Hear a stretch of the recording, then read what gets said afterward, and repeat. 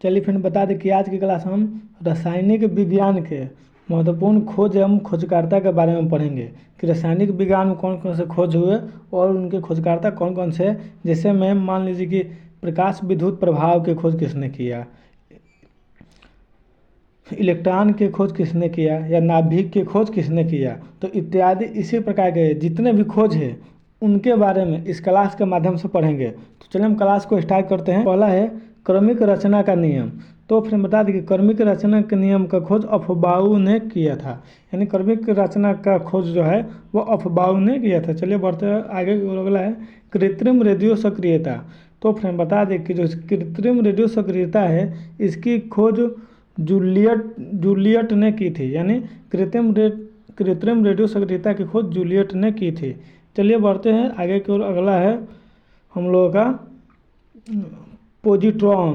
तो फिर बता दें कि पोजिट्रॉन की खोज कार्ल एंडरसन ने किया था। जो पोजिट्रॉन का खोज था वो कार्ल एंडरसन ने किया था।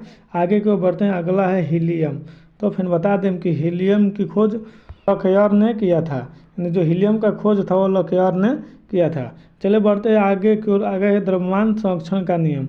तो फिर बता दें कि द्रव्यमान संरक्षण के नियम का जो खोज है वह लेवाइजर ने की, यानी द्रव्यमान संरक्षण का नियम लेवाइजर ने किया था।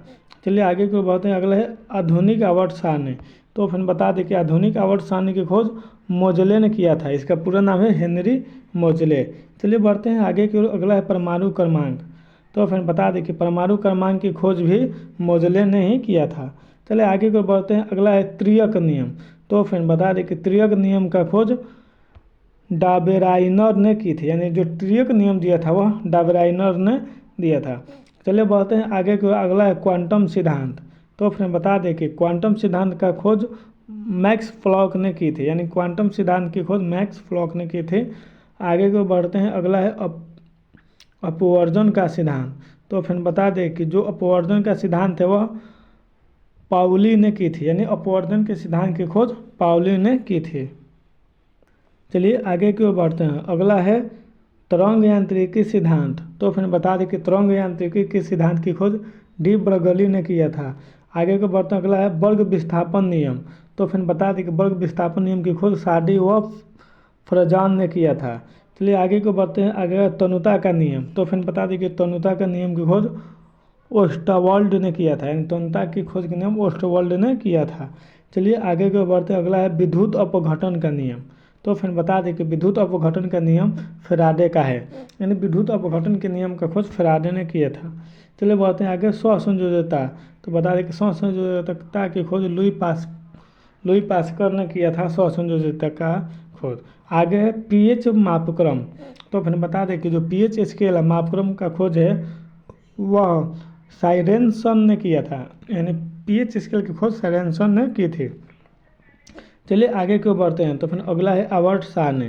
तो फिर बता दें कि आवर्त सारणी की खोज डिमिट्री मेंडलीफ ने की थी, यानी आवर्त सारणी की खोज मेंडलीफ ने की थी। इसका पूरा नाम है डिमिट्री मेंडलीफ।